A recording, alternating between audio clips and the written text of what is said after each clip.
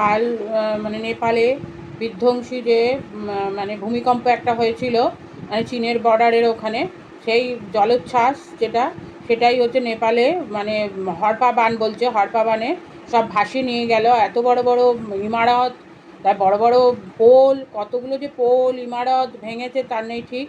তবে বাড়ি তো আছেই। মানে তাই বলছি, প্রকৃতির কি রুদ্র রূপ, মানে সব ভাসিয়ে নিয়ে চলে গেছে। কত মানুষের প্রাণ চলে গেল, মানে কত মানুষের প্রাণ চলে গেল, এখনও নিখোঁজ আছে কত। বাঙালিরা অনেক নিখোঁজ আছে, সেখানে গেছিলো ট্যুরিস্ট মানে এতে ঘুরতে গেছিলো। তাই বলছি কত মানুষের প্রাণ গেল। মানে আমরা বলি যে আমার এক নিশ্চিন্তে মানে পুরো প্রাণ মানে চলে গেল। তাই বলছি মানে প্রকৃতির কাছে আমরা এখনও মানে ছোট, মানে প্রকৃতির কাছে আমরা নিরুপায় এখনও।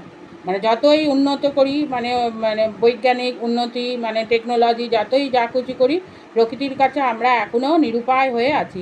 প্রকৃতি এমন জিনিস, ভূমিকম্প থেকে হরপা বান থেকে মানে এরকম এত মানে 1 সেকেন্ডের মধ্যে সব কিছু নিশ্চিহ্ন করে দিল।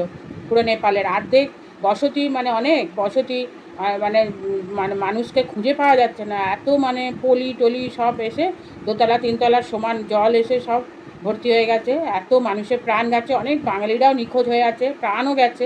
তাই বলছি মানে প্রকৃতির কাছে আমরা এখনও নিরুপায়, প্রকৃতি।